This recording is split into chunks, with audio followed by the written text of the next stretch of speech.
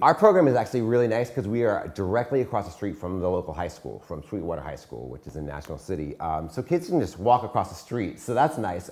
Anyone outside that, we're actually pretty innovative. We were one of the first youth organizations to really get involved in social networking sites like MySpace and Facebook.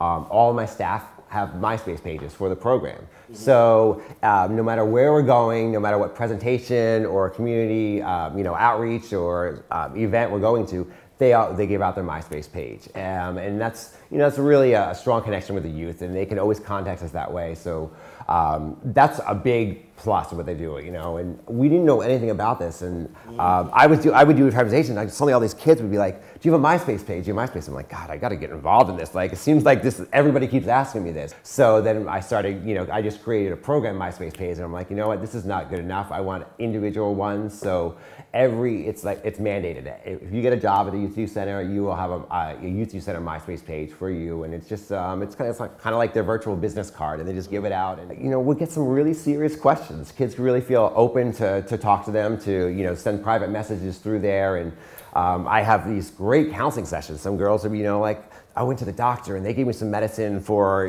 chlamydia. Is that really the right medicine to take? And are they serious? It's only one pill or something? Like these questions that they may not be able to ask their parents or talk to their doctor about, and they can actually do this now. And they talk to the youth about this, and they talk to their friends through these social networking sites. So that's a big push, is what we do. Is getting out there, but it's also similar to what Liz does. We go to health fairs and community events, and we try to make us in the community and as involved as possible. So we're really kind of reaching out to everywhere and trying to make a presence in everything we do, and kind of marketing ourselves and just say, hey, we don't really push ourselves, and that's the big thing, especially with social networking sites. We're not saying, hey, you need to add us as your friend. It's really just saying, we're here if you need us. These are the services we offer, and come, and hopefully you'll make a good decision, and we're empowering them to make a decision that's right for them. We're not telling them what's right or wrong, or that their behavior is bad or good, or don't listen to this person. It's about giving them the choices and making an informed decision. So we're just kind of, and they come to us, and it's really, we've been grown and grown and grown over the years. We actually, one of the other aspects of the program is it's not just a clinic, it's a teen center. So we have a computer lab where they can come and they sit on MySpace, after school, and they talk to their friends, and we actually say, look, that may not be appropriate for you to have on your page. Think about where that puts you, and you're putting these kind of sexy pictures out there, and know that the world can see your stuff now. They can see whatever you're doing. We have a movie lounge where we always have a lot of movies, and they can come to that. We have snack machines because they're always coming over starving, and they can get some food, and it keeps them off the street. So we're there during the week, and they just come over after school, and they're not getting involved in some negative behaviors, and we're providing this kind of that supervision where they can just kind of be themselves and relax and just hang out. Sometimes you'll see them sleeping on the couch or just hanging out. It's a really nice resource for them to go to in the community, and I love it. I'm very passionate about what I do, and I think it's an amazing program, and I really, it's an honor to be sitting here next to someone like Liz, and working together with her and doing programming stuff like this. I love it. So what happens with you have clients that you serve, you have Yep. clients that you serve. Do you feel like you're in a bubble? Or do you feel like your messages and your programs are really living, at least in San Diego?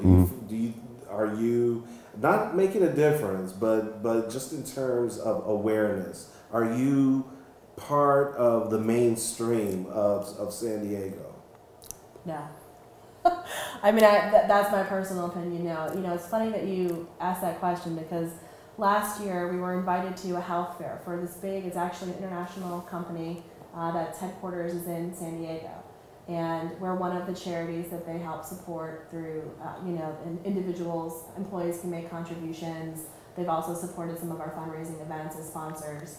And so they invited us to come to this health fair, that sort of displayed the different charities that they support. Mm-hmm. And you'd be amazed, actually I was amazed that, in 2009, not one person would come to our table because it said HIV.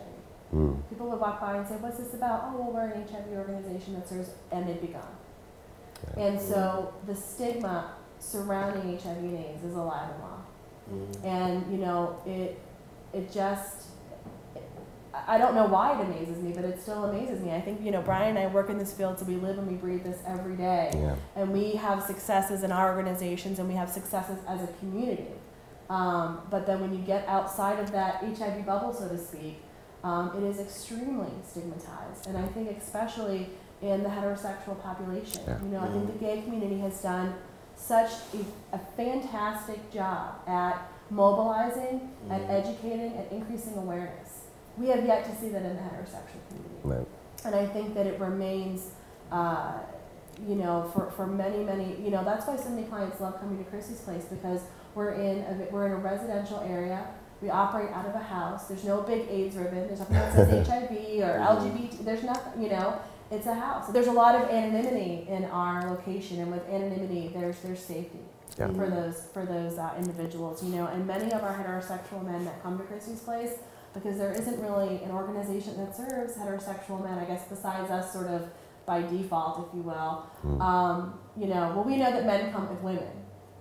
You know, men are part of women's lives, whether they're brothers, husbands, boyfriends, sons, you know, uncles, whatever, you know, men are part of women's lives. And so we've sort of always informally been the heterosexual male provider. But a lot of our heterosexual men will only come to groups. It's interesting, during the time of year when 7 o'clock is dark.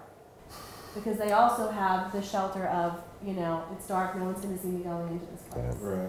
So, you know, in terms of being in a bubble, I think that's very real in San Diego, despite, you know, a lot of the efforts that we've made. You know, I think in terms of the gay community, probably not as much of a bubble, but I think definitely in you sort of more of the mainstream countywide, and I think definitely in the heterosexual community and with our youth, we remain in that bubble. We were almost siloed, if you will. Yeah. So how would you turn that around? This. I think campaigns like The Silence is Broken. Exactly. I think continuing to try to, you know, to burst that bubble, if you will. I think having, you know, more mainstream individuals, if you will, using different mediums like the arts, I think is a fantastic forum. Media, the social networking, like the MySpace, the Facebook. I think the more that you can destigmatize, the more that you can normalize, I think the better off you are in terms of breaking that down. Yeah. That kind of reminds me of a story at my teen center, and that normalization piece. We really try to normalize it and just say, you know, sexual health is part of your life. You know, it doesn't mean you're ashamed of. It doesn't mean you know, coming to a clinic means you're a dirty person, or you know, you did something wrong. One day I remember testing a young man, and he came in with two of his friends. And it was so neat because he came out of there and he held up his little, you know, negative thing. He's like, "Hey guys, like, you know, I'm negative." And then the next person came in. You know, it was like, they were heterosexual, you know, young 16-year-old men that were just like, it was nothing for them to be holding up that they got an HIV test and that they were negative. And that's the kind of thing that I really, you know, we're trying to do with the Youth Center, and I think Liz is as well, is normalizing this and making this, you know, it's okay to be tested for HIV. It's okay if you're positive, if you're negative. You know, you're the same, you're all people. And it's really just making it a normal thing and just saying, this is a part of your life, just as much as eating breakfasts in the morning, or, you know, going to school or going to a job. It's life. And there's nothing to be ashamed about of going and receiving these kind of services. And that's the kind of stuff we're trying to do. Yeah. So I don't know where I'm going with this point, but I just thought about H1N1. Yes. And the flu shot every year. Mm-hmm. Yeah. That's normalized. Exactly. So this disease, HIV, that's preventable. Why is it so? Why do we have such issues with it? I think it's taboo because it's been demonized. Yeah. You know, when HIV first came out, it's about gay people. Yeah. You know, it's about gay men and all of the judgments around behaviors, you know, of sex between men. And then it was about injection drug users. And then it was about prostitutes. So it's all these people that we want to say are less than. Right. You know, it's about that good old oppression and that, you know, that discrimination and, you know, the other. And so I think it's been demonized. And I think in still today, you see those stereotypes. You know, you see those judgments around what HIV is. That's why, I think for women, they're one of the fastest growing populations being infected by HIV. They've definitely risen the most. It was 8% in like the mid 1980s, and now it's over 26% of new cases are amongst women. And the majority of women who are infected, more than 66%, had no idea that they were at risk. Right. This isn't about these taboo behaviors. This is about people just having sex. It's about people just loving each other. Yeah. But society hasn't gotten that yet. Yeah. I do a lot of presentations on myself as HIV positive, and I'll go out and speak to youth about being HIV positive. And I was doing it like maybe a month ago, and I was in a classroom, and I told them I'm HIV positive, and this one kid just looked at me and was like, "Are we okay in this classroom? I'm like, it's that kind of, they don't know. It's not that they're trying to be, discriminatory on purpose. They just don't understand. They don't have that education. And this poor kid, I was just standing in the front of the classroom, and he thought he might be at risk for getting HIV. It's just this lack of education and knowledge and really understanding of what it is and what makes you at risk. If I could just add to that, actually, right before you guys were coming here today, I'm on these listservs for women in HIV law policy, and I opened up my email, and there was an email from the HIV Law Project in Washington, D.C., and there was an email that the U.S. Department of Justice finally ruled in this discrimination case, that there was a young child who was 2 years old in Alabama, and who was HIV positive, and their family was going to stay at this mobile home park or RV park for a month while the father had cancer treatment. And they got to the mobile home park, and somehow folks found out that the 2-year-old child was HIV positive. And so they banned that child from using the pool or any of the public facilities, pools or showers. And so here we are in 2010, and it takes the U.S. Department of Justice to make this ruling that that's, obviously illegal, and it, is not part of the ADA, it's also Disabilities Act, it's discrimination clearly. But these things continue to happen. Right.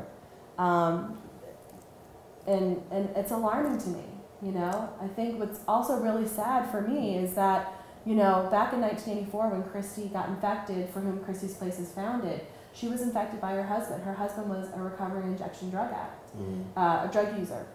And she became positive. It was her first sexual partner. She got pregnant. She had Christopher, her son, in September of 1984, and then shortly after got very, very ill. And it was in early 1985 when they finally traced that some of the risk from her husband, Angel, that she was tested for HIV and was positive.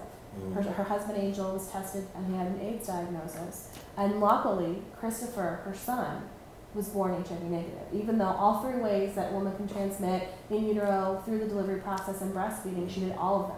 So it's truly a miracle that he's negative. But, when she told her family, they completely, her biological family, basically got back in their car and drove back to Texas. They wanted nothing to do with her. She was completely abandoned. And, here she was, this young woman, she was, I believe, 20 when she was diagnosed, who was infected from her husband, and had no idea that she was at risk. And that story is the same story of 8 of the 10 women that walk through our doors today at Christie's Place. Many of them finding out during their pregnancy that they're HIV positive, and that their partner, their husband or their boyfriend, unknowingly or knowingly, was HIV positive and infected them. And I think as a society we need to continue to do what we're doing here today, which is talk about it, to normalize it, and to share these stories, so that people know that it can, it doesn't just happen to those people, it can happen to you. And I think that's an important message. I think it's funny how I always see youth come in and they want to get, just condoms or birth control pills. And we're like, okay, well, we should really get, an HIV test and test the rest of you. I'm not at risk for HIV. Well, if you're at risk for a pregnancy, you're kind of at risk for the same thing. And they don't make that connection, It's this lack of understanding about really what this virus is, what it means to have it.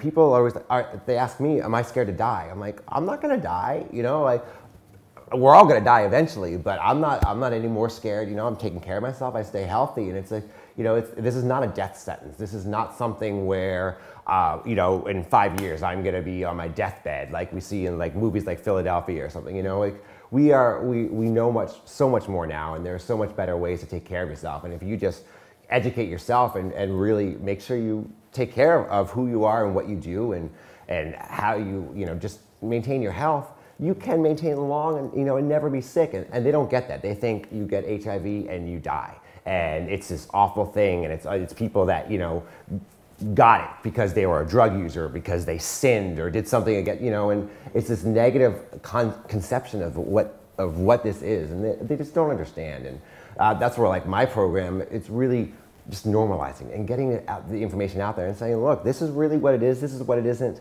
this is what you can do to protect yourself. And it's just so funny that people don't, this is 2010 and they don't know. We've been living with this disease for so long, and there still is lack of education. It's kind of scary that we don't have that.